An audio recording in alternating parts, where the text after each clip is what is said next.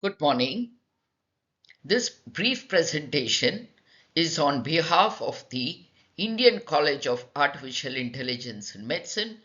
It's the Pioneer Forum led by our very dynamic chair, Dr. Amit Kumar De, and a very senior professor, Dr. Kulkarni. And there are a whole lot of experts here who will be too willing to bring AI literacy to each one of you. So I do urge, please follow our WhatsApp channel or become members of the college itself. There is a lot to learn in AI, which anyway has found its place into the healthcare system. Now, this is a very brief info bite. There were burning questions. Is AI going to replace doctors? Is AI going to de-skill clinically? Now, let's find out the answers. If the answer is no, then you can relax and chill. But if the answer is yes, that there is a risk of de-skilling, let's find out where does de-skilling happen, when does it happen, and how best we can avoid it.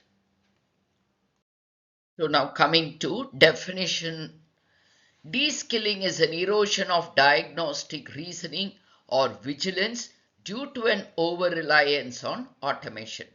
Now, we are all humans. We definitely like to download cognitive debt somewhere else. So we don't blame the humans here, but we should be aware also as humans that our skills should not slip away from us.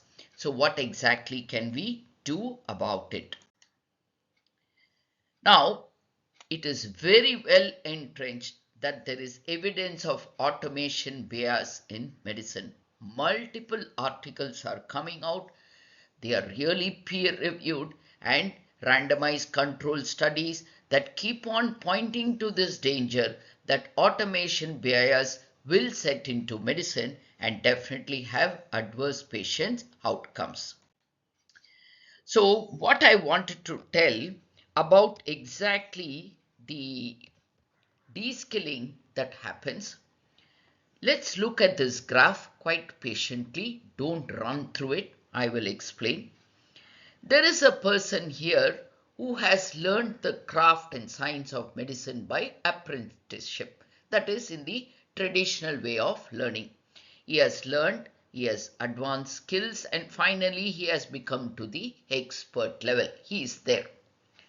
There is another person, same time now, who has just started, got some amount of advanced skills, and AI is getting introduced. See the AI getting introduced.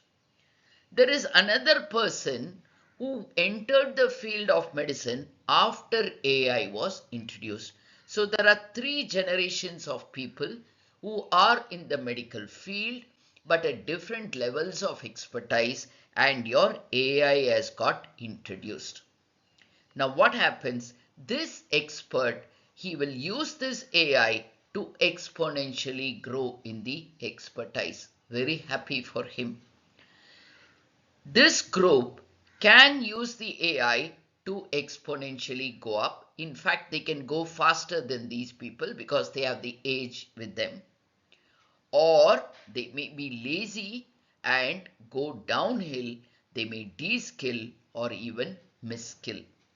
Now the same can happen to this person also, but he has put in so much of effort in the physical space that you wouldn't like this arm to overtake him. He will make his best to remain here. But a person who's just entered, if he is not careful and if the community of seniors are not careful in guiding this young person, he will rapidly go into the de-skilling phase or even in the no-skilling phase. So he has to be very, very guarded. He has to be aware that AI can de-skill him, and the seniors have to make sure that is their responsibility, that a tech has come into their domain. Now they better handle it properly for their own sake and for that of the coming generations.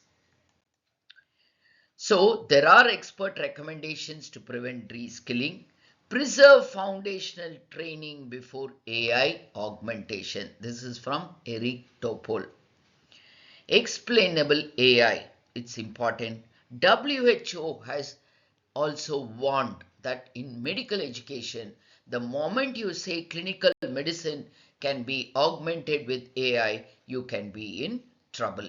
So bringing AI in the teaching, that too in the clinical reasoning levels and clinical examination, has to be done in a very guarded manner by the seniors.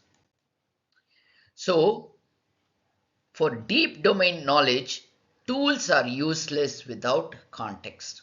If you don't have deep domain knowledge, your tools are going to lead you haywire. Critical thinking, you need to be very sure that your model is correct. For that, you must have prior knowledge. If you don't have, you will accept it because your model will be fluent in the language. Being fluent in the language does not mean it is knowledgeable. There must be system level thinking. It's not just prompts, it's orchestration. You must know the context. How will you know these things? By remaining in the physical space. And that's how you can judge your model. So let's be real. If you are clueless in your field, you don't have expertise or the skill or the knowledge in your field, AI won't help you lead. It will just help you make the wrong decisions, but faster, louder, and at scale. Because AI is not a substitute for expertise, it simply accelerates your thinking. And if the thinking is going in the wrong direction and wild, it will lead you to the wrong destination.